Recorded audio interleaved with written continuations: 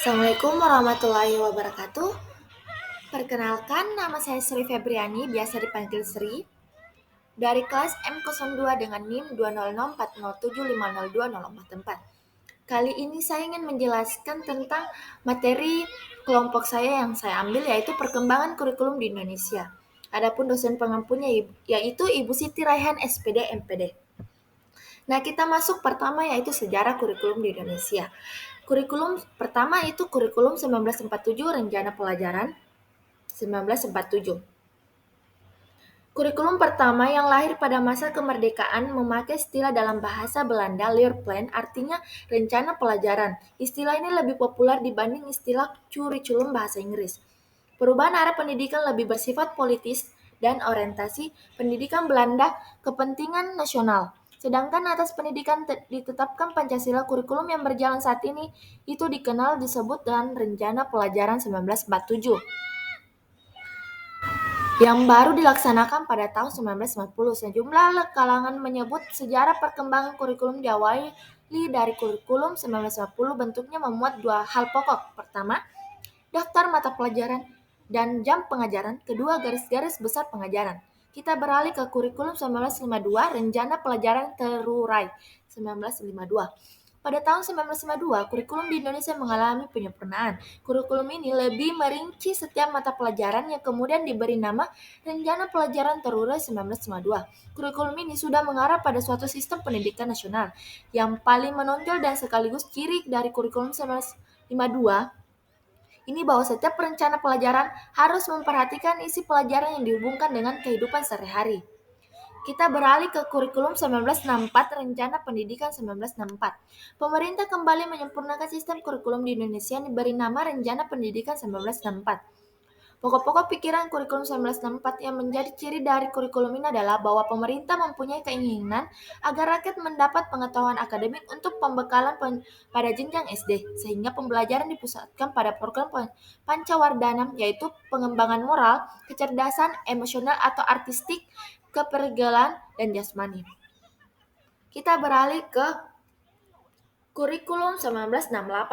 Dari segi tujuan pendidikan, kurikulum 1968 bertujuan bahwa pendidikan ditekankan pada upaya untuk membentuk manusia Pancasila sejati, kuat dan sehat jasmani, mempertinggi kecerdasan dan keterampilan jasmani, moral, budi pekerti, dan keyakinan beragama. Kita beralih ke kurikulum 1975.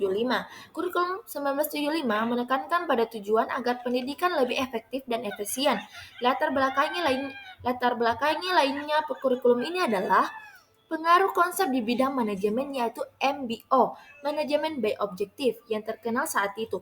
Metode materi dan tujuan pengajaran dirinci dalam prosedur pengembangan sistem instruksional PPSI yang dikenal dengan istilah satuan pelajaran, yaitu rencana pelajaran setiap satuan bahasa.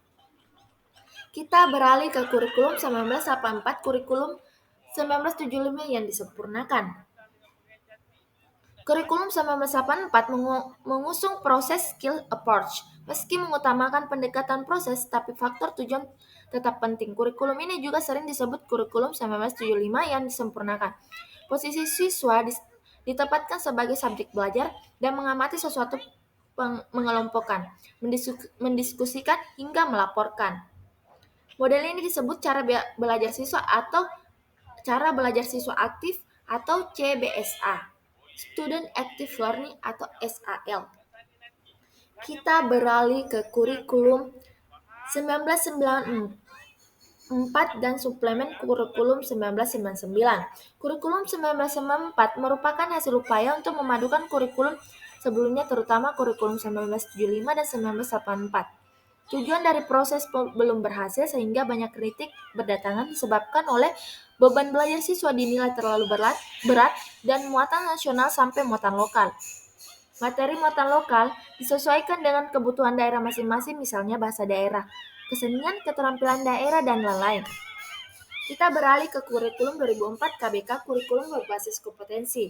Kurikulum 2004 disebut dengan kurikulum berbasis kompetensi. Suatu program pendidikan berbasis kompetensi harus mengandung 3 unsur pokok, yaitu pemilihan kompetensi yang sesuai, spesifikasi indikator-indikator evaluasi untuk menentukan keberhasilan pencapaian kompetensi, dan pengembangan pembelajaran. KBK memiliki ciri sebagai berikut: menekankan pada ketercapaian kompetensi siswa baik secara individu maupun klasikal, berorientasi pada hasil belajar, learning outcomes, dan keberagaman.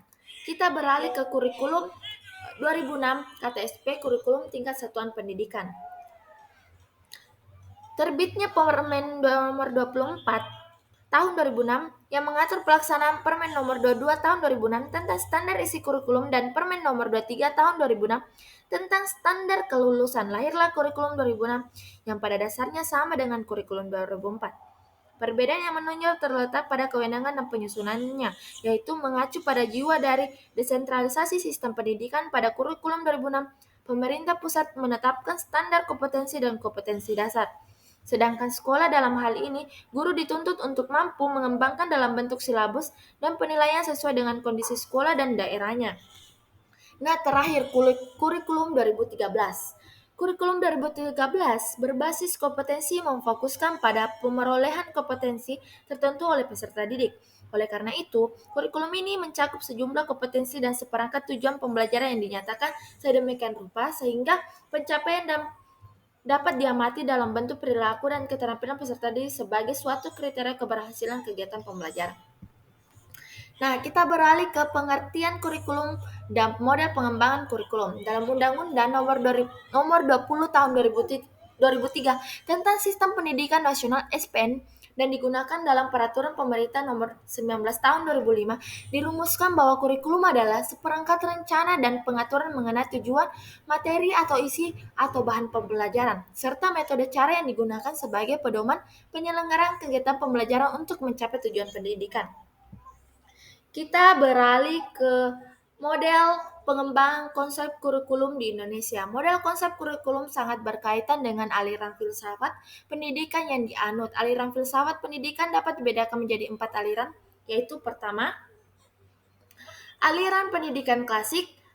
Aliran pendidikan klasik ini digunakan untuk mengembangkan model konsep kurikulum subjek akademis. Kedua, aliran pendidikan pribadi atau aliran ini digunakan dalam mengembangkan model konsep kurikulum humanistik. Ketiga, aliran teknologi pendidikan. Aliran ini digunakan dalam mengembangkan kurikulum teknologis. Nah, terakhir, aliran pendidikan interaksionis. Aliran ini digunakan dalam pengembangan model konsep kurikulum rekonstruksi sosial tingkat pengembangan kurikulum di Indonesia.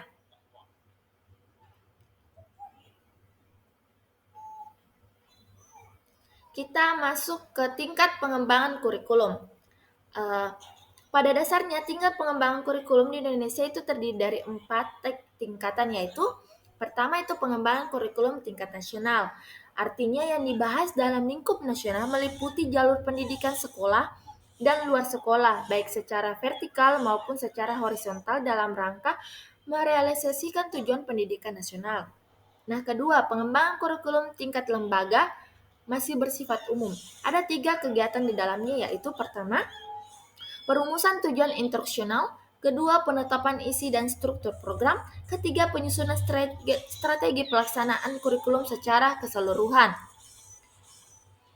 Nah, kita masuk pengembangan kurikulum tingkat bidang studi. Tapi ini dimaksud untuk mencatat tujuan kurikuler. Tujuan kurikuler adalah tujuan bidang studi yang dicapai selama program itu diajarkan. Langkah yang harus ditempuh dalam pengembangan tingkat studi ini antara lain pertama, merumuskan tujuan kurikuler, merumuskan tujuan pembelajaran, menetapkan pokok bahasan, menyusun garis-garis besar program pengajaran atau GBPP, menyusun pedoman khusus. Terakhir, pengembangan tingkat pengajaran di sekelas. Pengembangan tingkat pengajaran di kelas, tahap ini merupakan tahap kewenangan guru untuk mengembangkan pengajaran di kelas. Nah, kita masuk faktor yang mempengaruhi perubahan kurikulum. Perubahan kurikulum yang terjadi di Indonesia membuat guru dan peserta didik tentunya kewalahan dalam mengikuti perkembangan yang ada.